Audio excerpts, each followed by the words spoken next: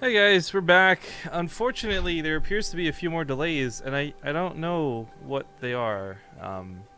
So hopefully those of you who are watching the TakeTV stream might have some more insight, if they're doing interviews or what the case is, but I know that both the players and us and everyone else are just waiting on Dennis's blessing to get the games going before we can actually start the show.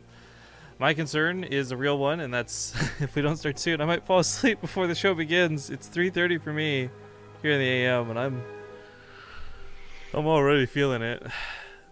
I'm kind of phasing out. I'm watching an Overwatch player just play Widowmaker, and it's actually kind of calming. This is a mistake.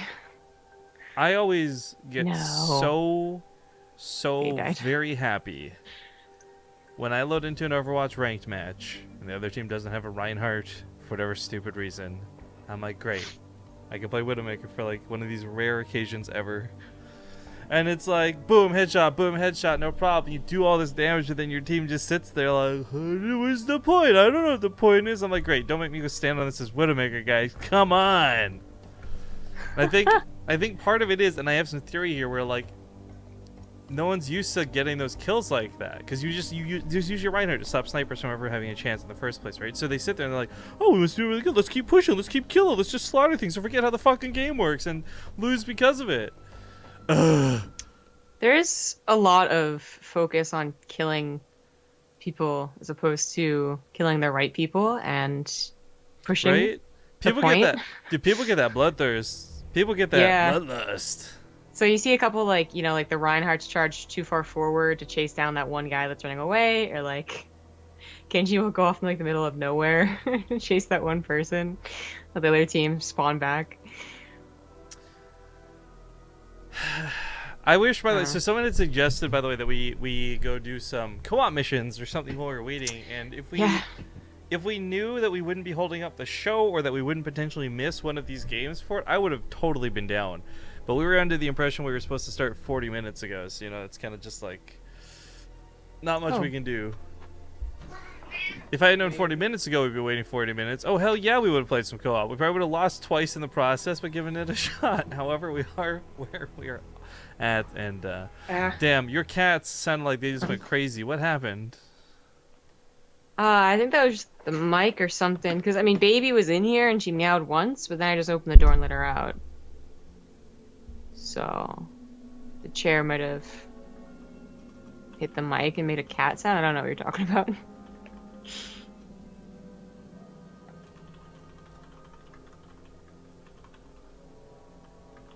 Hello? Hi.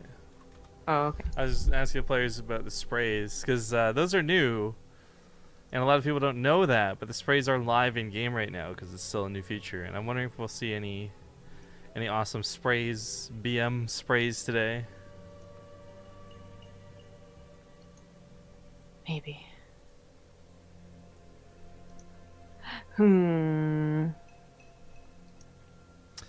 There's an issue with sprays, of course, and Widow Mines, and we'll see if those get used the way we had contemplated. At the same time, there's also currently issues with changelings. For those who don't know, two of the bugs that came with the most recent patch of the game is changelings have unlimited duration now. They don't have a bar, like a timed bar that ticks down, and no one really knows whether that's intentional or not.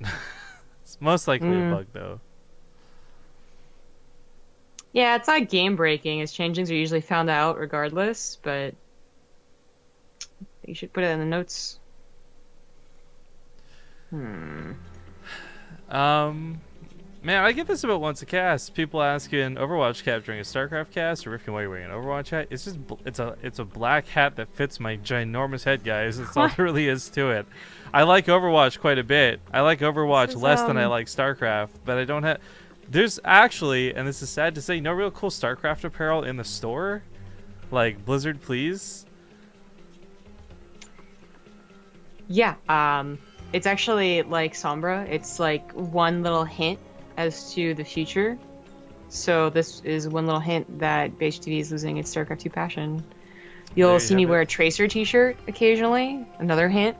Yo, you need to bust out those Tracer leggings, girl. Oh, shit. I would love to see that. The leggings are okay. I'm actually like, I don't know. I've yet to like a pair of like design leggings or whatever you want to call it. I like leggings in general, I guess. They make a okay butt look like a great butt. Yeah. No pancake butts here. So that's about the sprays, and I kind of don't.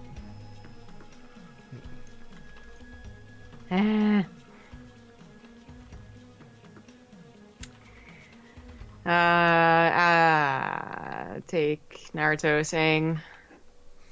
I feel like this is one of those social experiments actually where their intention isn't to ever actually start, but to keep saying 1 more minute, guys. 1 more minute, guys. Guys, we promise it's starting soon, and see who ends up staying the longest. Who's the most insane and crazy person to stick around? Pretty good. Social experiment. Well.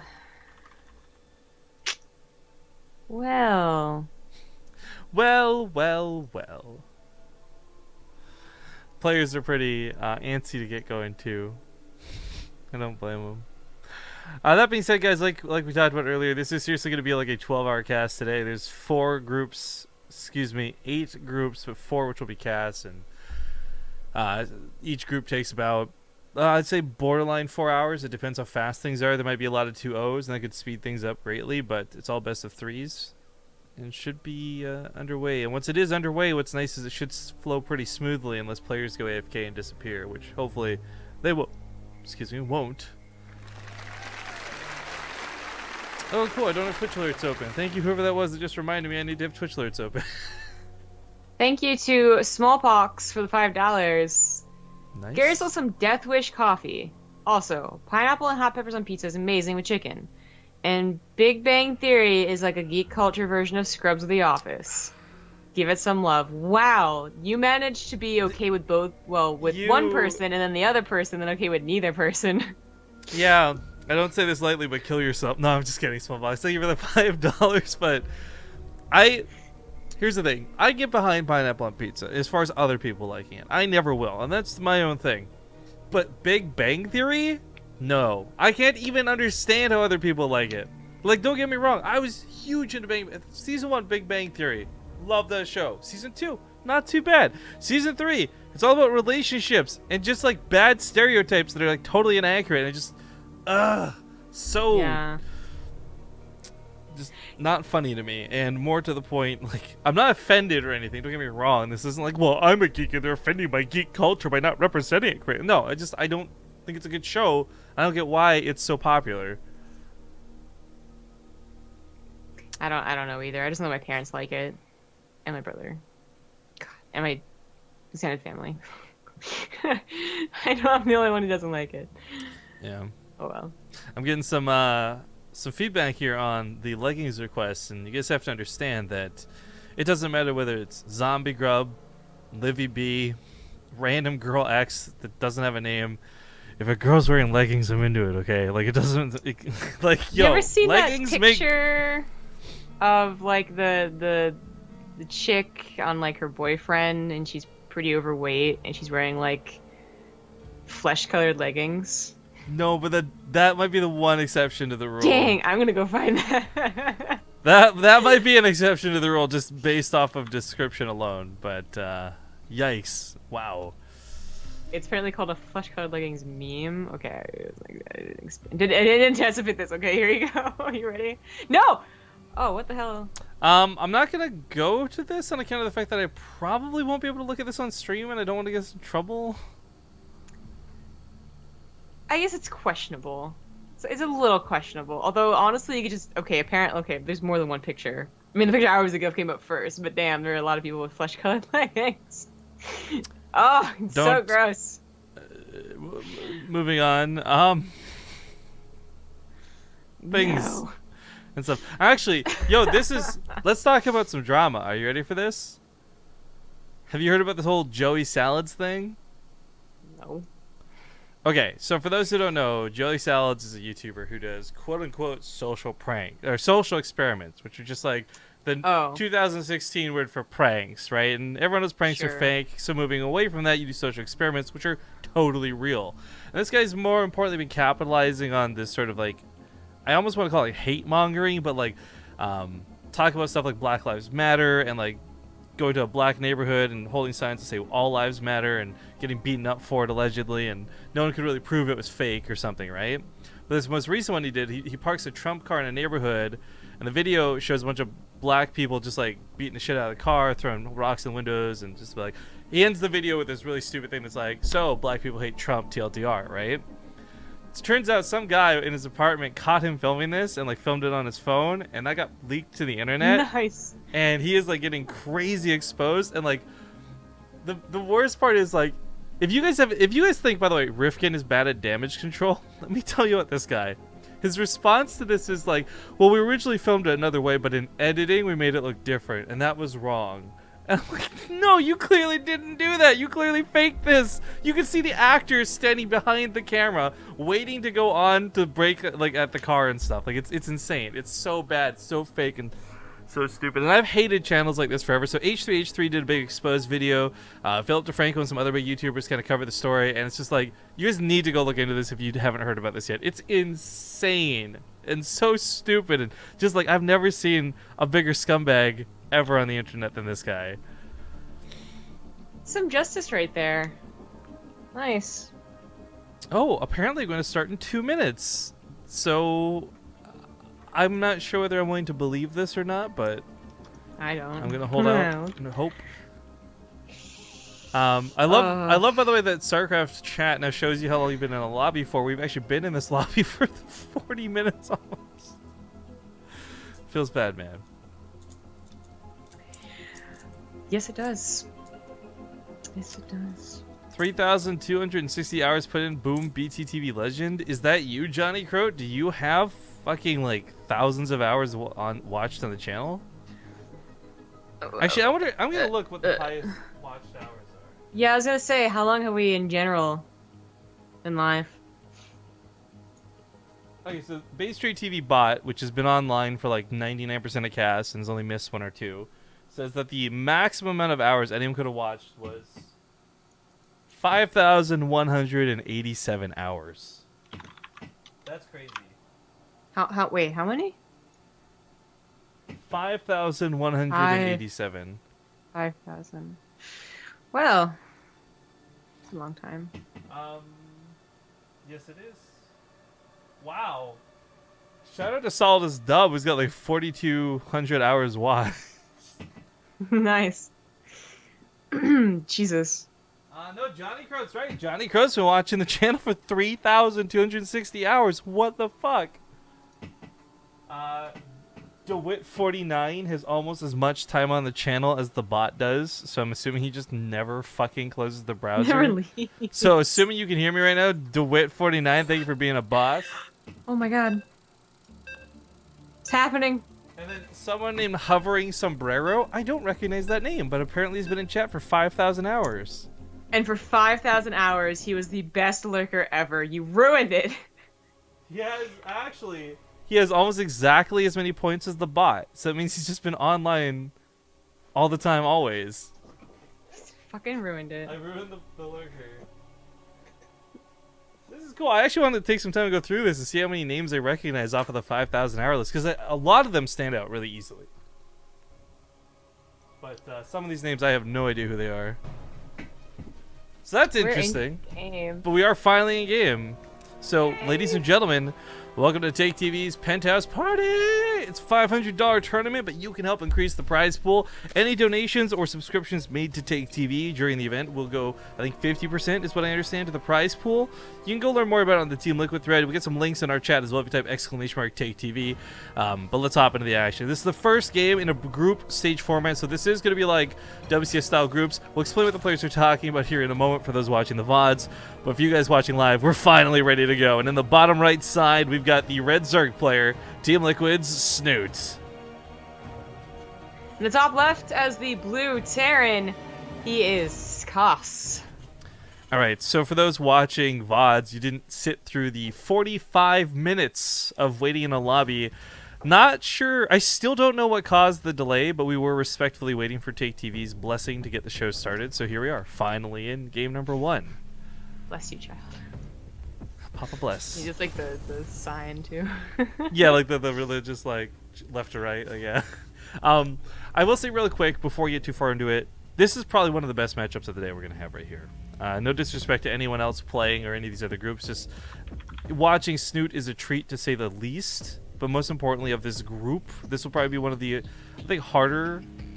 Yeah, I think it's safe to say harder matchups. I mean, the other people playing in the group are Zanster and Fear. Fear just qualified for the Dutch StarCraft League round of 8. We cast him not even 14 hours ago, which is cool. Zanster, I had been under the impression he was retired, but it might be confusing him with Zervas for that regard. Regardless, I think Snute and Cass are probably the 2 more likely candidates to get out of the group. Snute, of course, in my opinion, number 1. Yes, I think a lot of people say Snute's number 1. But in general, number 1, yes. Koss, if this was actually Beastie Cutie, you know, he had a pretty good run recently. His confidence probably an all-time high. Koss, I mean, still, you know, good player and all that, but... Well, actually, to give a little insight to Snute before we dive too deep into Cass here, I actually asked Snute not too long ago, yo, what's going on with you and getting ready for BlizzCon, right? Like, you're going to BlizzCon, you're going to be trying your best. What's your practice regimen like? You just grinding out games? You just sitting there mentally studying VODs? What's the deal? And as always, Snute, a very humble player, says he's not feeling like his skill's the greatest right now, talks about some fall off after recent events and tournaments he's been to, and is really just looking to get back to like a normal state before he starts worrying too much about BlizzCon, is the TLDR of our conversation. And I can respect that, but man, I always get so mad. Snute's like that really attractive girl that always thinks she's ugly, and you're like, no, you're good at StarCraft. If you think otherwise, you're crazy. Well, if people would just stop asking him to evaluate how pretty he was.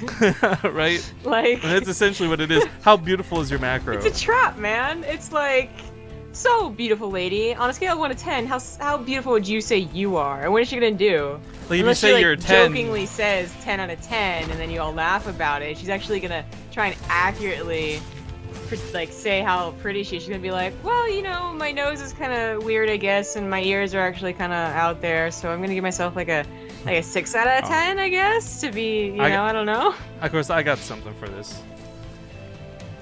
I'm not gonna drunk. Oh, on the hot scale, I'm at 10. I was gonna say, that was very well timed. Then I realized what happened. It took some small delay. Okay. But still, Snute's pretty good. I don't know, you're gonna start talking about Cass a little bit though before you interrupted. Oh, yes, I was actually. Yeah, so, I mean, Cass is a good player and all that, but as far as, like, those Terrans that aren't, like, basically not euthermal, right, from the European section of things, tip top, I guess, are the people you're thinking of first and foremost when you think of foreigner Terrans, I guess. He is good, but it's actually casting more BC Cutie than Koss, just in general for us, but... I mean, Koss might be able to actually take a game off of Snute. I don't think he can take a series. We'll see. His worst matchup is actually versus Zerg right now, by a fair bit too. And he hasn't had luck against a couple of different Zergs, like a Laser and Bly. I've kind of noticed this interesting trend when it comes to Zergs and Terran, and, well, let's say Protoss too, for the sake of this, where you got Terrans right now, like, I'm glad you referenced Thermal, they've got TVZ on lockdown. That's their jam. But then they can't handle PvT at all. Then you got some Terrans who are so good at PvT, but then have no idea how to deal with Ultralisks. There doesn't seem to be a lot of well-rounded people out there like Beyond, and there's just a lot of very straight, dynamic, like, good or bad. Black or white, like... Yeah, I'd say that's pretty accurate, too. It's not just like a Terran thing, but... I do love that Snute had spread some lings over here and some roaches to anticipate drops. You kind of... we call it the Beyond build at this point because he's the one who makes it look best, but really it's just standard Terran. Get a couple of medevacs out, do some small drops if possible. Snute, a player who classically plays with a lot of queens, does have 5 in play. A lot of creep spread going on too, so I can't imagine these drops get much done. Snute will be very quick to just focus fire them down. Yeah, he should not take any damage whatsoever, and that's kind of the downside of a 2-1-1 build, is that it is pretty figured out by Zergs. The upside is that you can still try and do damage and like constantly run around. If you get creep spread denied on 2 sides, If you start killing queens on either side and you keep the army alive and then just follow up later, it's still an okay opener. It's not like you're super far behind because of it, but I do think that cast is a little bit behind. Like, Snute has really read into this build and then just, like, followed up with pretty perfect macro. Like, already at 61 drones is a little scary, because if he feels really safe, he can also just go right into that infestation pit and get infestors, which you all know Snute likes actually getting. I guess you have to get roach speed first, so that makes sense, but still, like, you know, very soon. He usually gets overload speed. He actually skipped that this game, which is interesting. Maybe he knows cost or just figured... I actually wonder how often you get to play like a real macro game on Frozen Temple against Terran, because so it's, you know, 3 actually were so common. But No, I got this. You ready? Snute knows that he doesn't need Overlord speed because the gas is better put out into an Overseer, which can produce a changeling that lasts forever. Hello, obviously. Well, if you get a quick enough lair, then yeah, actually. It's either one, right? But well, speaking of quick, that infestation pit comes down, and for most players out there, we start talking immediately about that rush to Ultralisks, and Snute very well may do that, but for him, this infestation pit to me actually screams Infestors more than anything else. Snute's bread and butter at this matchup really is the Infestor Ravager combo. He's made it so much his own, and I know that he actually looks up to people like Nerdchew and say that their style of it's even better than his, but make no mistake, Snute is very good at playing this particular version of Zerg. Koss has been supply blocked a couple of times recently, and this is like something where he does need to have like perfect macro on the backside because his attacks really aren't doing anything. His micro isn't getting him anything. So the fact that he was even late to his SCV counts can be kind of a big deal. I'd also say that his army pressure at this point is just getting completely denied because that finally got some creeps, but not even all of the creep. But the tank push follow-up, you know, it's not really happening. There it goes maybe now with 2 tanks, but it still doesn't feel that powerful.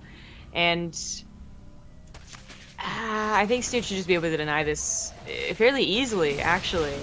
Only just now Marauders are coming out. It is only 2 tanks, so the 3rd one finally on the way.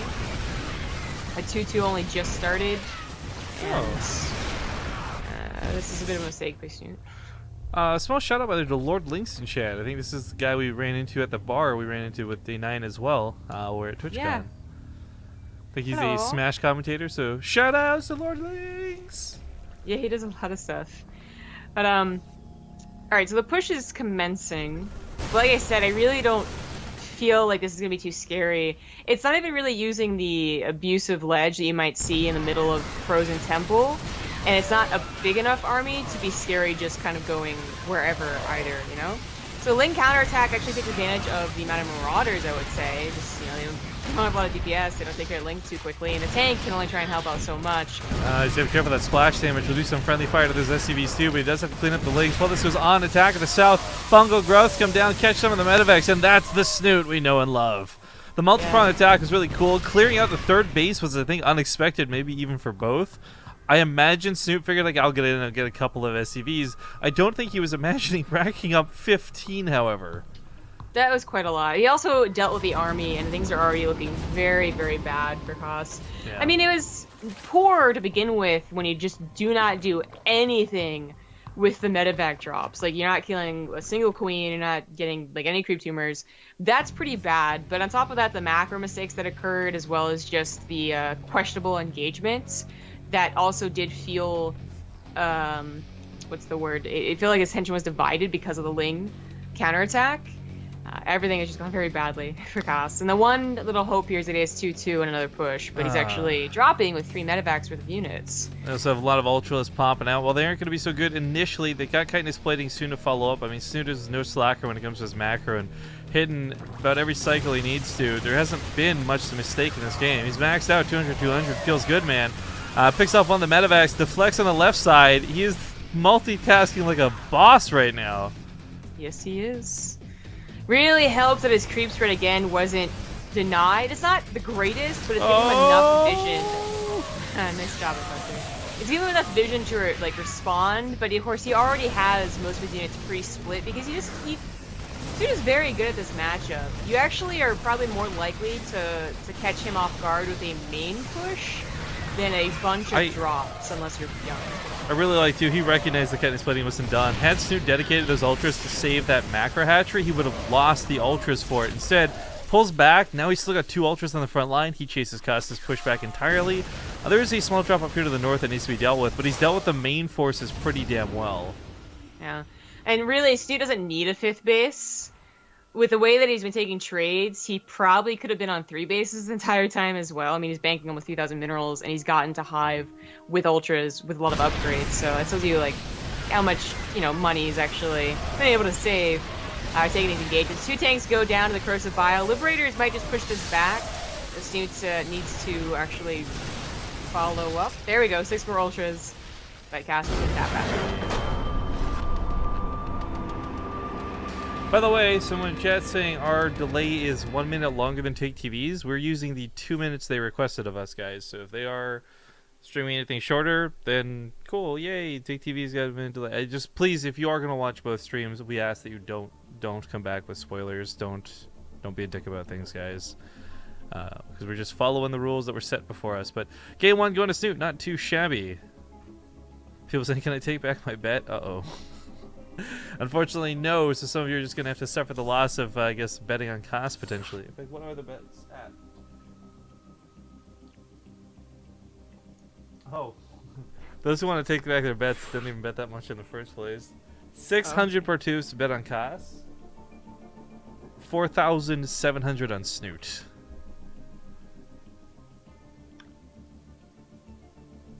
And, there's Xeon Zero in chat. People are not liking the observing? Oh my gosh. Wow, you suck. I actually, you know what? I felt I did pretty good that game, so whatever. I hold my head high and say lower your standards. Say lower your standards. Alright, yeah. Frost gave me the second map. Okay, in the lobby now. Oh, you're already here. Nice. Yeah, I realized, by the way, hanging out with my family this yesterday and today, that the comeback attitude, like my immediate like fuck you, get over it attitude is so rampant in my family as a whole, like my brothers. Oh? That's just the way it goes, man.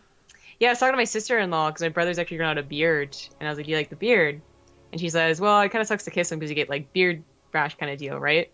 And I was like, "Oh yeah, I know, that a boyfriend that had a beard," and she was like, "Yeah, so whenever I say it to him, he responds with, 'Your beard makes me feel scratchy.'" And I'm like, "Oh, that's harsh." Oh, okay. They have a loving relationship. See, I would have, if I was actually being petty, I would have said mustache, not beard, but that's just fighting for the sake of winning at that point. We're in game number, and that's not healthy for a relationship. You should never fight for the sake of winning in a relationship, guys. There's your relationship advice from Rifkin. Getting into game number 2, spawning in the bottom left. He's up 1-0. It's going to be Team Liquid's Snute. In the bottom right, as the blue Terran, he is Koss. Alright, so a couple things to address really quick. I don't know where all the trolls are coming from, but apparently 4 a.m. brings them out of the woodwork. Someone accusing Snute of cheating in chat. I can't even. There's no response to that other than you're incredibly wrong. Like, I could get really rude, but I'm not. I'm just going to simply say, I'm sorry, but you're wrong. Snute is the last player in the universe that would ever need to cheat. Now, I understand that he looks so good, and it probably feels like he's cheating, but make no mistake, Snute is like one of the most legit players there are. Yeah, it's the same guy that called me out on calling Koss decent, which... whatever. Oh, well, that's easy. That's a timeout, then, is what that is. Go ahead and enjoy your corner time. He's being a little bit of a butt. I mean, like, everyone understands liking their favorite player and wanting their favorite player to win, and then hoping that the casters, I guess, are, like, as hype as you are. But I would think even Koss would say that Snute is a way, way formidable opponent, right? And that his matchup lately versus Zerg hasn't been the most consistent. Although he, in the past like month, actually, he's beaten the likes of Bly and a couple other Zergs that we cast on a daily basis. But overall, it doesn't look like he's feeling too great in the matchup. And Snute really is just like, you really have to be a special type of Terran to break Snute. Well, now that does include, you know, a main push that I was talking about last game, where you just kind of overwhelm him because he does deal with drops so good. Sometimes he like over deals with drops when they're not actually coming. And horizontal spawn Frost is a good map for a 2-base tank push to the natural. So, just a little bit more on Snute, by the way, kind of going back on the previous conversation I had. Well, he hasn't said this recently. In the past, he has said that he feels once he gets to a certain point in the game with his macro, he does feel like he's unbeatable. So basically, like, I don't know, you let him go with 3 bases, 70 drones. At that point, he feels set in stone. And there's something to be said about that confidence, where it's not about like whether your tactics were good. Like you chose to go Infestors, you chose to go Ultralisk, but oh, this is insane already. By the way, 2 SCVs going down, really delaying the command center. A lot of problems here. But I was just gonna mention, like Cass, you know, I'm not sure if he's willing to play cheesy and dirty or not, but that might just be the only thing to do to get underneath Snoot's skin before he gets to that macro point of just comfort for him. Well, Snute isn't gonna have to deal with cheese. He is gonna have to deal with mech. So it's not cheese, not all in, but it is a different way of playing that can throw people off. I don't think I've ever seen Snute 2 thrown off by this, though. No, because Snute was one of the players who had this figured out when it was very common to do in Heart of the Swarm, and everyone was like shrugging. I guess I'll make Swarm host, but how do I use this? And Snute, instead of just making Swarm host, would make like 500 spines and spores and abducts, and just like he knew what to do. So I don't think this will be a question of like will he get caught off guard, but it might actually be in terms of openings getting caught off guard. So end up making a lot more legs than roaches, for example, or vice versa. He also, the way that Zerg generally plays now, I would say, is with Zerglings. Snute has stuck like hard and true with roaches, and that already does set you up in a bit of a better position against mech. People can scout mech and then respond with however they want to, whether that includes roaches or not is up to them.